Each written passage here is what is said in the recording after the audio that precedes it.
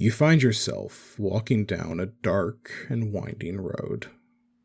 The rain picks up, a cold wind blows, chilling you to your bones. Looking for shelter, you see it. There in the distance, the great shell of a long, dead dragon turtle.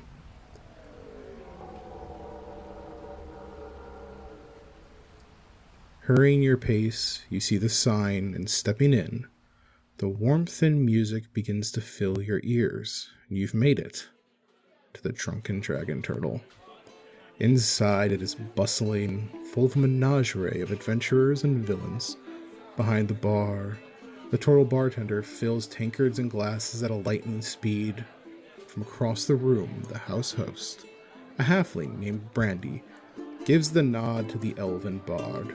With piercing green eyes and blonde curls falling to her shoulders, she strums her ukulele as the tavern patrons join her for a song, and the host approaches you.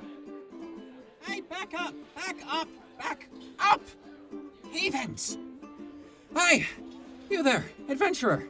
Sorry, we're packed house tonight. Here, grab this, and, those plates, and, there is an open seat just over there. Go on, don't be shy, they don't bite. Hard. Hey, that's not a table! A newcomer. Oh, a stranger. Welcome. I'm Fish. And I'm Matt. And this is the Drunken Dragon Turtle podcast.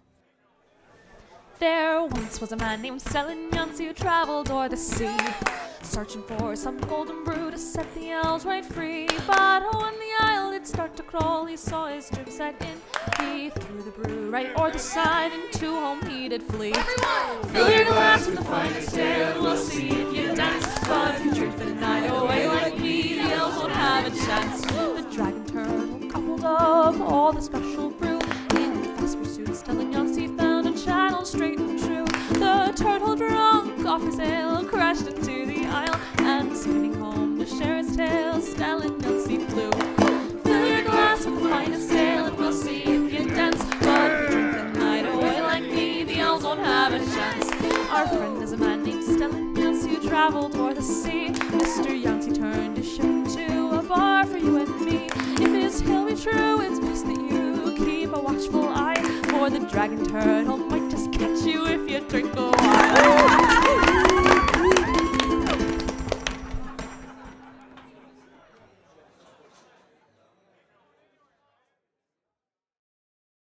We're going to talk about the Lich being one of the oldest known monsters, or at least the oldest big bads in Dungeons and Dragons. One of the original villains of Dungeons and Dragons has always been the Lich. Now, Matt, you've been playing since what edition? Late second, early third. I can remember playing second edition with my dad. How many times do you remember either hearing about the Lich in a story from people who were playing at the time, or encountering a Lich yourself? All the time. They were always used as a common, either the final boss, or if the final boss was, say, like a god, the right-hand man of the final boss. Liches have always appeared in D&D. They've always been used because they're rightfully scary. It is a high-level, high-powerful magic user that can just wreck your face, and especially in third edition when early game magic users were glass cannons, but in the late game they were the gods of combat. Right, because they just happen to know all the spells that they ever would have needed to destroy something. Exactly, versus a fighter. You know, if you had martial classes, a Lich was the, well, if your wizard isn't focusing me down and canceling me out, I'm going to mess your whole day up. And plus, they've been alive for like centuries? Yeah. Millennia? And More so than they that know sometimes. they know spells and have probably created spells just to do things that you wouldn't have thought of. Like, oh, I'm going to kill you by inverting your head with your butt. Exactly. Liches have been around, at least in D&D, since forever. Asarak is one of the oldest Liches in the lore of the game. And they've always been, I mean, Vecna We don't even have a stat block for Vecna anymore. We have the eye and hand of Vecna. He is a god, was a Lich. Because that's what a Lich wants to do, is a Lich wants to become god. Just never die and always not be made out of rotting flesh. So I did the deep dive into the Lich because I was thinking like a lot of the monsters in the monster manual, or at least a lot of D&D monsters, are appropriated and taken from a whole lot of different cultures. So you've got like the vampire, and like that's from so many different cultures, like Indonesia, and then you have the European styled vampire, and then you even have like northern vampires and like Native American vampires. Like there's so many different ideas for vampire. So I was like, Lich, undeath or wanting to achieve undeath can't be like a novel concept. So it has to come from somewhere. Surprisingly, no culture that I have seen has intentionally tried to go the magical route, or at least no documented sense has tried to go the magical route of lichdom. Even if it's in mythology, like I have not found anything in my deep dive. The earliest mention of the word lich is from the Old Saxon English, which means corpse. Now, they used that for a very specific use. If you were in England during like the old English times, and you'd have churches, so this was post-Roman, definitely when Christianity found its way in England, you would have your little church, and the church would have a graveyard where the inhabitants of the town would inter their dead. In order to inter your dead, you would have to perform last rites, or at least a priest would have to perform last rites. And this would happen at the Lich Gate. It was a gate that was like placed at the front of the graveyard, and it had a little roof over it because you would have a cart or you would have a bench where you would put the corpse or the coffin, and the priest would perform last rites. And before the corpse could enter the graveyard, it would have to go to the Lich Gate and be performed the first part of the last rites, and then it's brought into the graveyard and interred where the last of the last rites are performed. So earliest use of Lich was Lich Gate, and it was spelled Lych. Yeah. And that eventually just went from I to like the I from I. And that was where that came from. And I got all this from Britain Express. Like it is a thing that people will go and visit. Like, oh, hey, look, it's a Lich Gate. And they just know it as a Lich Gate from that. The second use of Lich in our context was in 1930 or so by the infamous man, for great reasons and terrible reasons, H.P. Lovecraft. Okay, if we want to talk about a villain, there's a villain. All I will say, dear listener, is look up his cat, and that is all I will say on that. Yeah, that's all we're going to discuss. There are many podcasts out there that go right into why he's a problem. Exactly. But in our context, he was one of the first writers to use the concept of a wizard attaining immortality through undeath. But this one was specific because it was a wizard inhabiting a possessed corpse. So it was a spirit of a wizard who took over the body of a corpse. Not his corpse, but a corpse. Okay. So it was a spirit that inhabited a body, rather than I'm going to preserve myself like a mummy and live forever in my mummy state. Okay, so the first use of a lich in the way we would think of it from Lovecraft is not me becoming a lich. It is me being a powerful sorcerer or something, dying and my spirit taking possession of a corpse. You know magic so well, and you can see into the universe so well that your inherent magical essence can manipulate itself or see its own self in the quote-unquote weave, and then put itself back in a body before being exorcised or something of those natures. That, if anything, that's a demi-lich. A lich who's given up the body and is just going to search the astral sea or to just be a spirit. Like Asarak was a demi-lich for a while, right? Right, in the Tomb of Horrors, Asarak was a demi-lich, which is just a skull. Well, at least on this plane of existence, all that remains is the skull of the demi-lich. And when we're talking about demi-lich or any of these monsters, we are talking within the context of the monster manual because it gives the description from that. Exactly. We are talking specifically within the context of the monster manual and the descriptions we're getting from there. But actually, that was drawn from Fritz Leiber's story, Thieves' House. The idea of a demi-lich like that, where it is a jeweled skull. Oh. And that's where we get some of that imagery from. Just a fun little tidbit for you if dear listeners want to go reading things. Do you know which story Lovecraft came from? Because I don't know the name of that story. It was The Thing on the Doorstep. Okay, so in case anyone wants to go read it, there you go. The actual interpretation of the Lich that we know and understand as a sorcerer who has come up in his own body or her own body, their own body, is actually from 1969. The renowned author, Gardner Fox, known for his help in creating a lot of the DC universe of The Flash, Hawkman, and was also one of the first writers for Batman. Okay.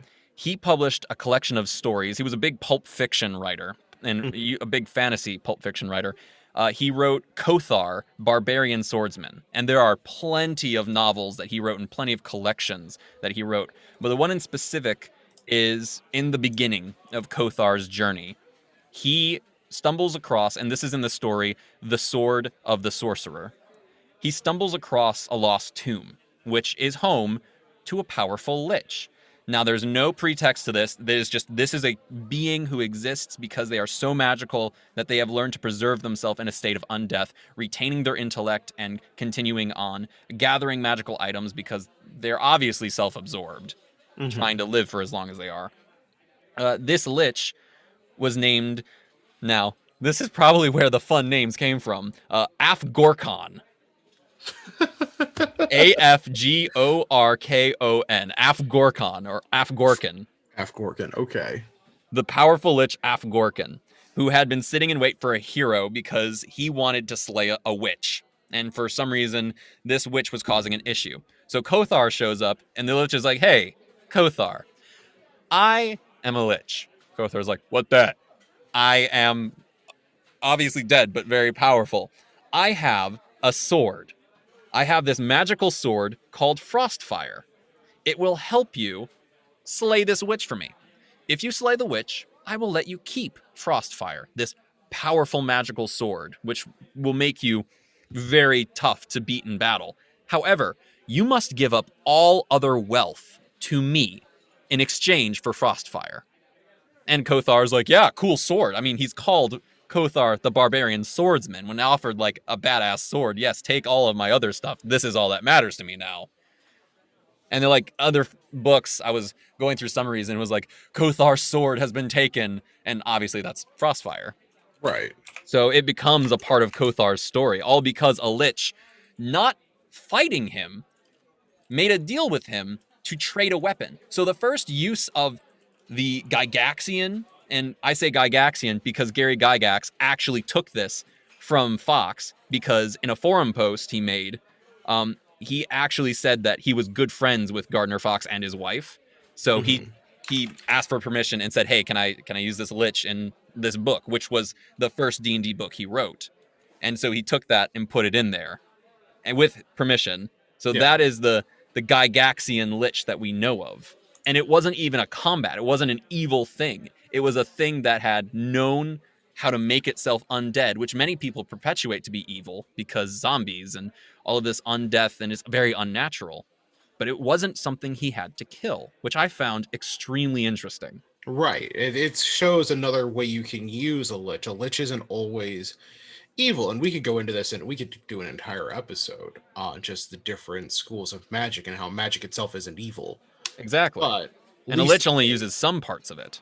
Exactly. And it's all necromancy. And necromancy in itself, while looks evil because you are shoving a soul into a corpse, well, what if it's my own soul and my own corpse? Is that evil? Is that a bad thing? Well, it becomes bad when you have to go into certain elements. Yes, of what the lich has to do to stay a lich. Like AD&D specifically, Advanced Dungeons & Dragons added a large amount of lore on the expanded idea of a lich, because the lich was just this one thing in the original book, and it became one thing in 5th edition again because they were compressing and trying to make everything nice and orderly and neat. But they had things like the Drow Lich, the Drider Lich, the Elemental Lich, like all of these different beings becoming a lich. And all of these inhabited this idea of there needed to be a soul jar or a phylactery, something to put either a part of your soul or your whole soul into, from which all of your power of undeath remains, because you've separated your soul from your body. And from what rumors and references I've found through the grapevine of the Wikipedia, there was something called the Ritual of Becoming, or otherwise known the Ceremony of Endless Night, which was a process in which you had to create a deadly potion, an elixir of defilation, which was to be, in some accounts, drunk on a full moon. Ingredients of this potion change in all the different sources I've found, but each of them follow the similar theme of acquiring these ingredients usually entails something evil, like the blood of an infant slain by the Lich's hand, or the eye of a wise woman, or something of those natures. It's a potion drunk, and it usually always kills you, and then you resurrect a few days later with the ceremony complete, and you now must go and continue powering your phylactery, because you are no god. You still require sustenance, but it's the sustenance of other living things. Right. Funnily enough, this also happens because some people are like, oh, I made a potion of everlasting life. I don't want to be a lich. I just want to live forever. And they drink it, and then they die, and they become a lich, and they're like, what the shit is this? Which is always very fun when you see someone do that, because, whoops-a-daisy, you didn't read the fine print of the contract. To become a lich is an evil action, because you have to undergo those rituals. And the other thing is, becoming a lich also usually drives them insane. You're inhabiting a dead body. Right. A reinforced dead body with extremely strong bones, but a dead body nonetheless. You are a magical essence because your brain has long rotted and melted away. Exactly. There are no internal organs because those are all gone. You can't eat. You don't sleep. You can't feel as you felt as a human. Warmth to you is a blessing, because it's just always the bitter cold. Exactly. So, and then it's, living forever ain't all it's cracked up to be. Now, the living forever thing is interesting, because that's when people come into the whole concept of, oh, a good lich. Well, how can you have a good lich if you had to do evil actions to get to that place in the first place? Now, people can get creative with how the lich became a lich, or because it is up to your imagination on how you want to do things. But you always do have that concept of, how long has this lich been alive? Has this lich been alive to realize the error of its ways? And now being alive essentially forever, how is it spending its eternity? Is it trying to redeem itself? Or is it just being a pain in the ass and screwing shit up for everybody? So you've got a whole lot you can play around with. The monster manual for 5th edition itself has its own stat block. It does. Matt, if you want to go into that a little bit. Sure, I can go into that. The Lich in the monster manual, just looking at its, not even looking at its stats or anything, just kind of justifying why this is such a big, powerful bad guy. You have a 17 AC, 135 hit points, a pretty good stat line if you've got no negative stats. Your lowest stat is your strength at an 11. Your highest stat is your intelligence with a 20. No surprises there. Resistance is the cold, lightning, necrotic damage, completely immune to poison, non-magical, standard damage, what I call standard damage, bludgeoning, piercing, slashing, immune to a bunch of conditions, true sight for 120 feet. You can basically see through walls a little bit. Passive perception at 19. You're a CR 21 creature. You've got spell slots. You've basically got an 18th level wizard spell slots. Only, surprisingly, 3 cantrips versus wizards at this stage would have a lot more than that. Yeah, the special ability Rejuvenation. So if your phylactery hasn't been destroyed and you die, you return in 1d10 days within 5 feet of your phylactery. You've got a physical melee spell attack called Paralyzing Touch, which is it's a thing. And then you've got 3 legendary actions. Well, 3 legendary action points you can spend on the following legendary actions. Cast a cantrip, Paralyzing Touch for 2 actions, Frightening Gaze for 2 actions, Disrupt Life for 3 actions. Honestly, it's kind of meh. I'm going to be honest. The legendary actions are pretty meh, because here, I'm going to use 3 of my legendary actions to use Disrupt Life, which is only it's only 66 necrotic damage, which in the grand scheme of things, a fireball is more. A more. fireball is straight out more. And that's a 3rd level spell slot. Whereas, like, I could probably get more damage by just using, like, the same cantrip over and over again, because cantrip damage stacks. So say I'm using, like, Ray of Frost. Ray of Frost is going to increase its damage dice for every single tier you hit. And Right. a Lich is a tier 4 creature, so it gets to have 4 of those damage dice. So Exactly. now you are dealing with 4 damage dice times 3, which is 12 damage dice, on top of making a creature make a saving throw for that Ray of Frost. Or Exactly. otherwise, it's, or not even a saving throw. Let me make sure I'm talking correctly. It's a D8. It's a D8, and it's 4d8 at 17th level. So I can deal 12d8 cold damage and reduce, no saving throw, reduce speed by 10 feet until the start of the next turn. So I can pick 3 people, and with a spell attack bonus of what looks to be 12 to hit, I just have to roll above a 10, and I guarantee hitting someone, reducing their speed by 10 feet. I'm still got full speed to use my action and get out of there, or a different spell. Exactly. There's no reason to use Disrupt Life when you have the cantrip, like, legendary action. Because Exactly. you use Disrupt Life, you've basically just committed yourself to dying. Unless you modify it. Just baseline, the Frightening Gaze is 1 target for 2 actions. It doesn't deal any damage, however, it frightens them. But then the thing goes, a dragon can use its Frightful Presence for free as an action in additional to all of its other actions, and it can do it Exactly. every single turn. Thing with the dragon, it has a radius, so it can affect everyone, and it only needs to use it the once. And both of these abilities give you immunity to it if you succeed for 24 hours. This is 1 target, 2 actions as a legendary action, and you have the chance for a DC 18 Wisdom saving throw, which most parties are going to have their Wisdom bumped up at this point to deal with said Lich. Frightening Gaze is going to be useless. Pretty much, unfortunately. The reality is when you get to these higher level monsters and they gave them these legendary actions to make up for the fact that, you know, oftentimes these are solo villains that the party would be fighting as a group. So you'd have 4 or 5 characters fighting this one Lich at once. You know, what they're trying to do is they're trying to balance the action economy, and it's just not working. But we could go into a whole series on what we would change in 5th edition Dungeons and Dragons. And we will. We will. So we're not going to harp too much on that problem, but we do want to note that for the DMs who are now, you know, you're not new, or if you are new and you're listening to this, welcome to the party.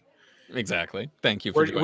We are aiming, however, at the little bit more experienced DMs who have run a campaign and are now looking to make it spicy. This is Dungeon Mastering 503. Exactly. You've already been to the introductory 100 classes. We're deep diving these things now. Yeah, you've also done the 200 level classes when you've probably done all of your research and you've listened to a bunch of the other podcasts out there. If you've watched any of Satine Phoenix's Dungeon Master talks with various DMs from, you know, varying experience levels, or you've watched Critical Role for, you know, one or both series. Talking about Critical Role, Matt Mercer, for his final boss in Campaign 1, spoilers if you're watching Campaign 1 for the next little bit, he uses Vecna, an Ascended Vecna, and he basically made a whole stat block for a Lich God at that point. And using legendary actions, he allowed one of the legendary actions to be casting, like, I think it was a 5th level spell or lower for maybe like 1 action or something. Or I don't know exactly, because he hasn't released a stat block. There's only assumptions based on the fight that we watched, which I'm not going to go into for more spoilers, but there's a lot of things that Matt messed with in there to make sure that this high-level Lich fight would be enough to deal with them. Granted, it wasn't like a 7-8 person party with 1 or 2 guest people jumping in to increase the party size. Exactly. But he had to make this a sizable encounter, and one of the things he did was immediately mess with the legendary actions. And honestly, if you're modifying the monsters, any monsters, and you're modifying final boss monsters, start with the legendary actions. Honestly, start messing with those, because as soon as you do start messing with them, you find a much bigger playground for you to play in and have fun with. Much bigger. Going back to the stat block, I will mention something I found really interesting. They're only resistant to necrotic damage. Only Right. resistant to necrotic. You go to an angel, and they are immune to radiant damage, because they are radiant damage. You go to a lich, and they're resistant to necrotic. These things are dead. They are made of dead essence. They literally survive off of eating energy. And I'm very surprised that this class, or not class, but this monster doesn't utilize necromancy more. There's no, like, paralyzing touch paralyzes and does cold damage, not necrotic, cold damage. Yeah, but that's also supposed to show kind of the difference between a lich and a demi-lich as well. Because if you look at the demi-lich stat block, you will see they are immune to necrotic damage completely. Oh, so it's because they've given up their body that they've lost that weakness to necrotic, or Exactly. weakness being that they can still take necrotic damage. Pretty much. I'm not sure a party would throw necrotic damage at a lich, but if they did, they would probably be surprised to see, oh, it takes some of it? Exactly. They would absolutely be surprised to see that. They wouldn't keep doing it, but they'd be like, weird. Yeah. If anything, that's more flavorful. Because if you tell someone, hey, what do you think a lich can't be hurt by? They would most likely say death magic, because it's made of death magic. Cold lightning? Lightning's interesting. And lightning kind of goes into the whole, like, Frankenstein, at least in my head opinion, like lightning jumpstarts the dead body. Exactly. That's where my thought process went as well, is when I saw that. I saw they're resistant to lightning. That makes sense. They're probably part of the ritual, probably involved them doing it during a lightning storm and getting shocked, or something like that. Having, being hit by lightning or something to turn themselves into what they are. The Lich isn't immune to really anything. It's immune to poison, which makes there sense. aren't many poison spells. And also, it makes sense because you're not using your body. You're using it for aesthetical purposes. And also, I need arms to make certain dance moves because I'm a dancing Lich, and you know that. Yes, I know that. We all know the tale of the Necrodancer. The Necrodancer. Paralyzed, frightened, charmed, like all those make sense. And then the non-magical damage from weapons makes sense. But this almost guarantees that no matter what you throw at a Lich, it will take that damage. Because you look at their list of spells, and they've got a lot of defensive, a lot of things to prevent them from being hit. It's more of a dick move counter for their list than I will be immune to these damages. Think your way through getting with me. It's a chess game with a Lich. Right. It just reinforces to me that a Lich should never be fighting the party alone. Is that the Lich should never try to solo fight a party, because the Lich will lose. If you go the lair actions, which if you are fighting a Lich and you want to make it a big encounter, which coming from me, please make the Lich a big encounter. Don't just throw a Lich at a party willy-nilly unless you actually are okay with the Lich, like, getting away and getting crap from your party. Like, oh, were we even going to be able to kill? Were you just being a dick and, like, throwing a Lich at us?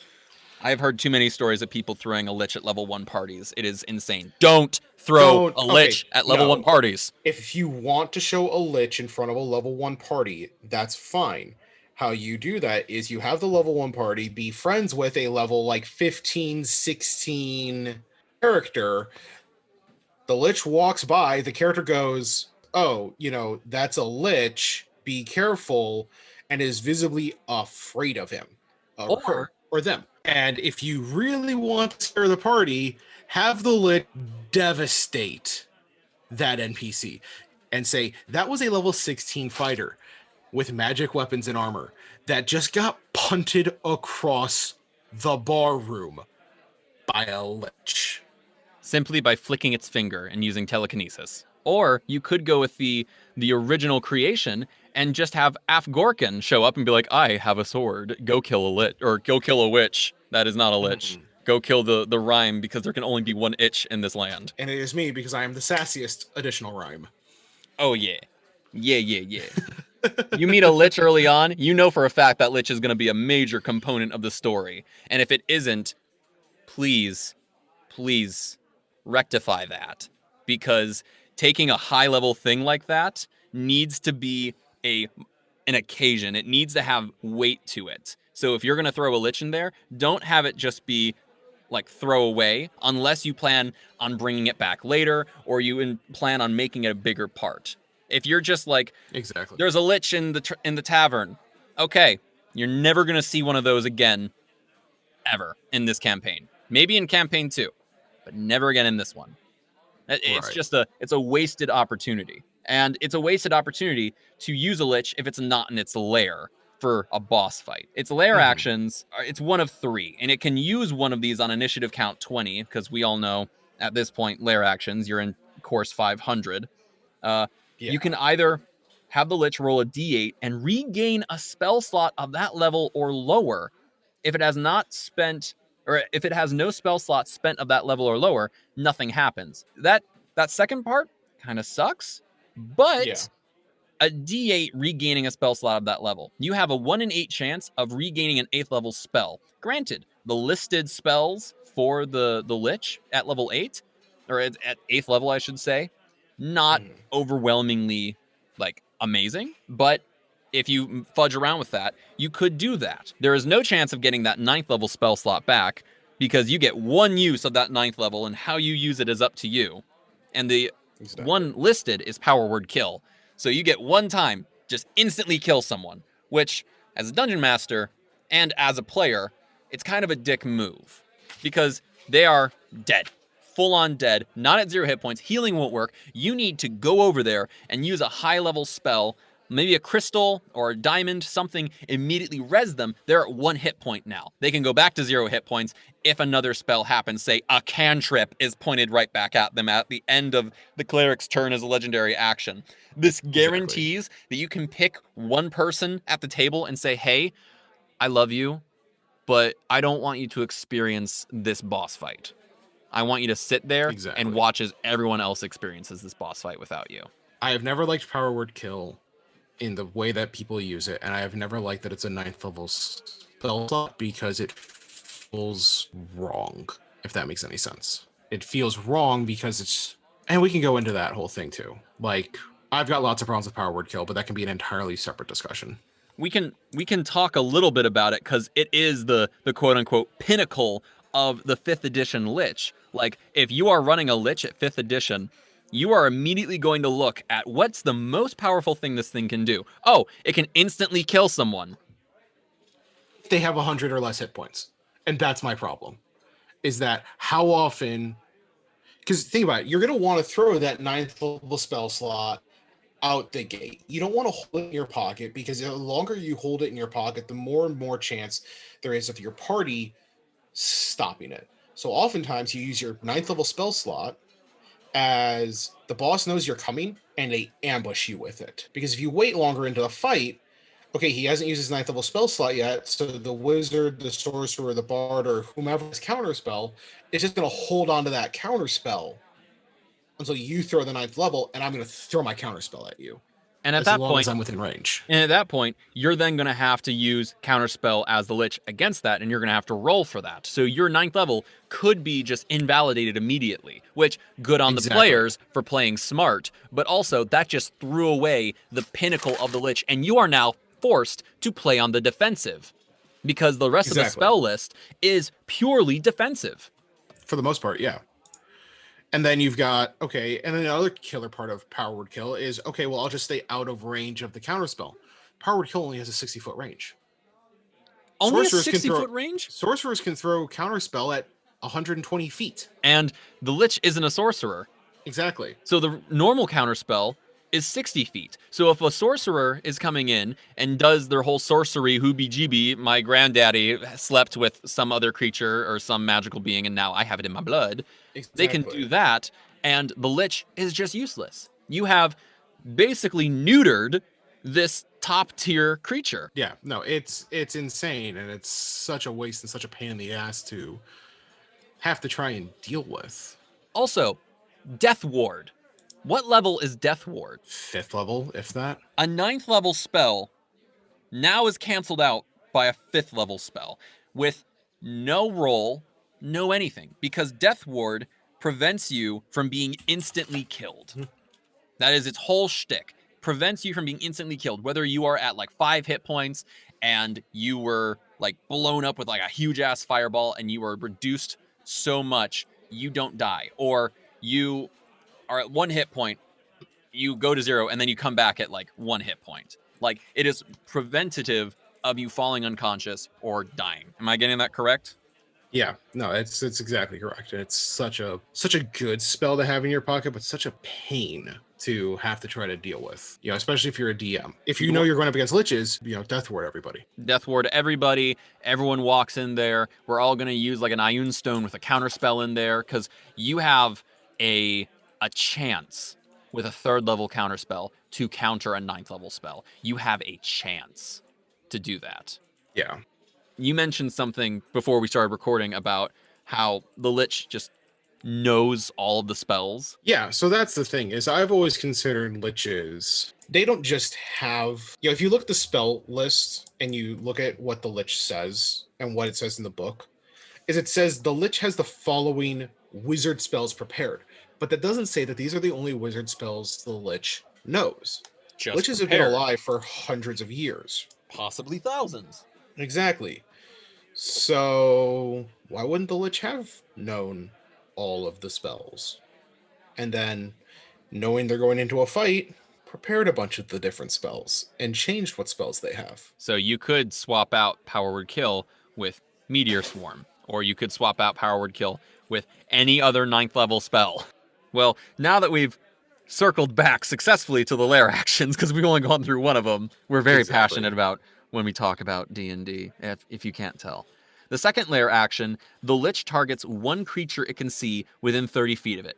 A crackling cord of negative energy tethers the Lich to the target. Whenever the Lich takes damage, the target must make a DC 18 Constitution saving throw. On a failed save, the Lich takes half the damage rounded down, and the target takes the remaining damage. This tether lasts until initiative count 20 on the next round, yada, yada, yada. This lasts for 1 round of combat. So you can pick the wizard and be like, hey, wizard, you and I are sharing damage now. The barbarian is going to hit me 5 times because they went into like a level in fighter to get action surge or something. Yeah. They are going to hit me 5-6 times. Hasted, they're going at me because this is a big fight. I'm going to take 100 damage because they critted. No, I'm not. I'm splitting that 100 damage into 50. I will take that 50. You are taking the other 50. And, oh, did I mention that this is just my lair action? I'm going to use my 3 legendary actions to cantrip you for 12 dice damage, and then I'm going to use Finger of Death on my turn. That is 1 round downing someone, which is, as an ability, wonderful. It is. I am not saying that you should not use this as a dungeon master. Like, yes, because this is a dick absolutely move. Should. Boss monsters are dick movers. They use the powers that are ultimately the biggest of dick moves. Exactly. Whether or not the dick moves are effective or not, that is up to the move. But this lair action is powerful. The one after that, the final lair action, the Lich calls forth the spirits of creatures that died in its lair, which at this point, it's been alive for hundreds or thousands of years. It could be so many different creatures have died in here, but their spirits are called. These apparitions materialize and attack one creature that the Lich can see within 60 feet of it. The target must make a DC 18 Constitution saving throw or take 52 average of 15d6 necrotic damage on a failed save, or half as much damage on a success. The apparitions then disappear. Yeah. This could be much cooler of a lair action. You are summoning forth the spirits of those who have been slain. This would have made much more sense, or be much more useful for the Lich, if it could summon ghosts, or if it could summon wraiths, or it could summon something that can come and fight for it, being so angry with its death, and the Lich is playing on that anger to use it against these party members. You have lower tier creatures that can summon more creatures lower than it, and more likely than not, these lower tier creatures are not used as boss monsters. They can be, but they aren't. You go into Wizards of the Coast's published adventure, Descent into Avernus, and there is a ship that you can go to. There's Zariel's ship, And as you're going to Zariel's ship, like 6 Vroks are circling it. Creatures like that can summon more. But you don't let the Lich summon creatures to its aid just by itself? No, it's insane. And is it easy to make a boss monster overpowered? Yes. But it is also just as easy to completely make it a joke at the same time, trying to not overpower it by accident. Look at any of the ancient dragons. They are not great endgame villains for a reason. Heck, even the dragon turtle we're sitting in wasn't a great endgame villain for a reason. Got drunk off its gourd and hit an island. So unfortunately, it is upon us, the DMs, to make these villains villainous. I think that's what we've both done. Yes. Now we've designed our liches. So, now that we've completely, unless there's anything else we need to talk about with the Lich, I think we've covered everything. I think we've covered everything we need to, other than our changes to them. So, with that, next episode, you will be able to see our changes to the Lich. You've just listened to the first episode of the Drunken Dragon Turtle. Thanks for listening. Credit for the original song goes to our talented artist Molly, where you can find her on Instagram at MollyElaineMusic_. TikTok, you can find her at MollyElaineMusic. And if you're looking to send a business email to her to possibly get in contact, her email is mollyelaneinquiries@gmail.com. As always, our Dancing Ale House special is only available to those who truly can go out of their way and do the greatest service they can do for this podcast. Leave us a review and a rating wherever you found it.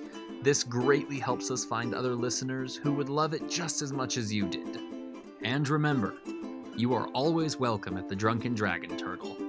Safe travels, my friend, and we will see you the next time around.